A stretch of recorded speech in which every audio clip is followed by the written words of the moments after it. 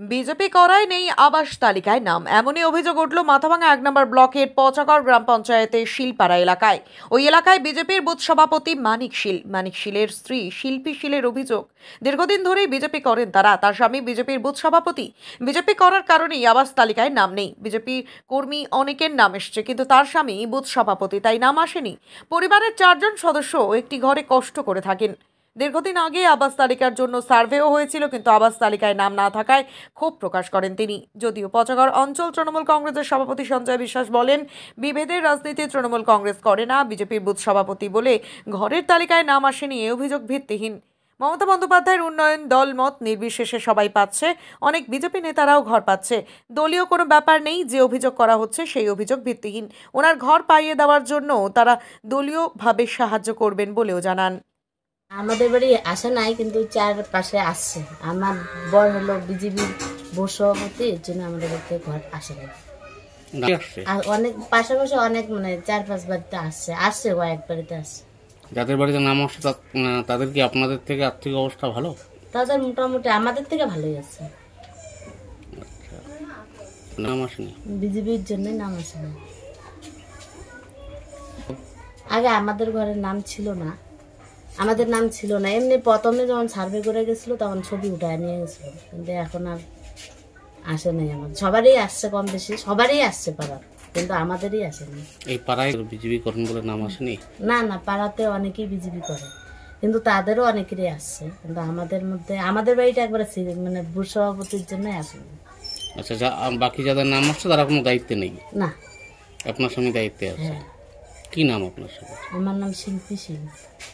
আপনার স্বামীর নাম? মানিক সিং। উনি এই বুথের বুথ সভাপতি? হ্যাঁ। কতদিন ধরে বিজেপি করে? বিজেপি করে তাও 4-5 বছর হয়ে গেল। আপনারা কি বিষয়টা প্রশাসনকে জানিয়েছিলেন? এই ব্যাপারটা, ঘরের ব্যাপারটা জানি না তো। এমনি তো ওইটা না সবাই জানে যে আমরা বিজেপি। আপনাদের কি একটাই ঘর? আমাদের একটাই ঘর। আমাদের এই বাড়িতে 4টা পরিবার, 4 ভাই থাকে, কিন্তু একটা একটা করে ঘর। কয়জন পরিবারে? আপনার পরিবারে কয়জন? আমার পরিবারে 4 জন। আপনার নাম? হ্যাঁ। আপনার নাম? আমার নাম শিল্পী সিং। আপনার স্বামী কি কাজ করে? Cycle maker. দোকান রয়েছে? হ্যাঁ। প্রথম কথা হয়েছে, বিজেপির বুথ সভাপতি থাকার জন্য ওনার নাম আসেনি, এটা সম্পূর্ণ ভিত্তিহীন।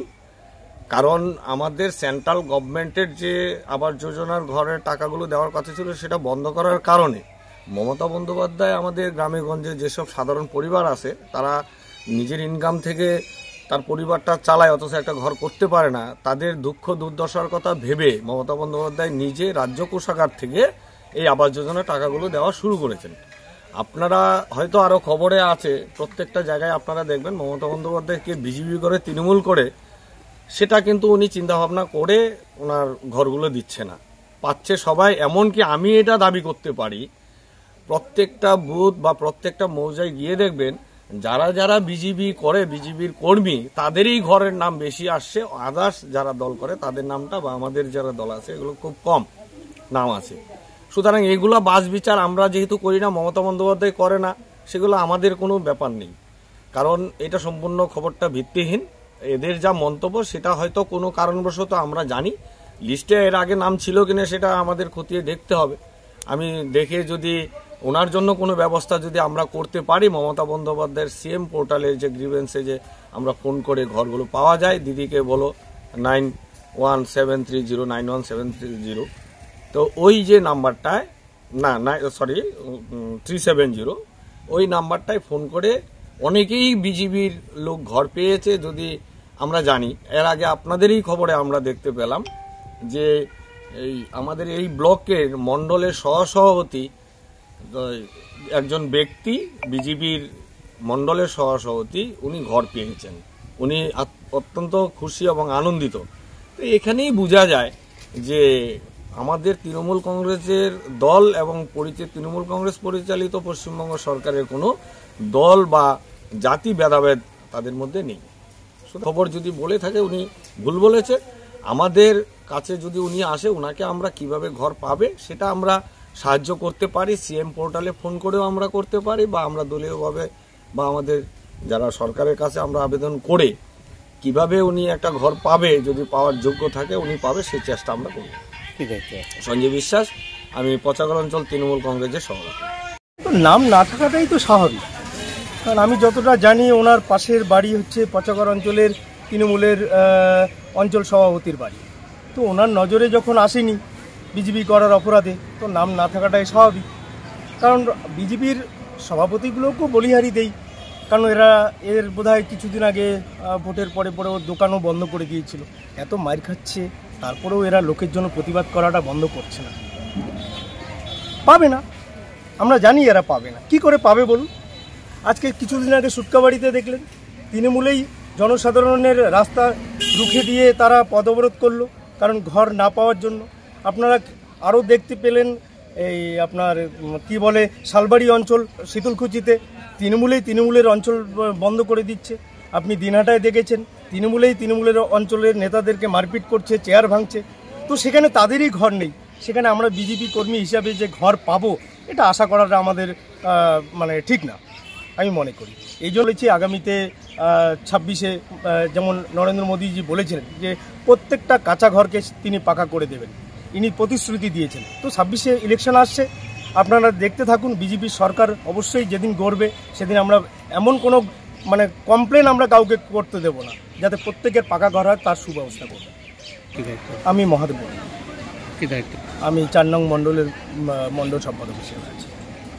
আপনি কি নিজের জন্য কিংবা পরিবারের সদস্যদের জন্য ভালো সেলুন খুঁজছেন? তাহলে আর দেরি কিসে? আজই চলে আসুন আমাদের প্রতিষ্ঠানে।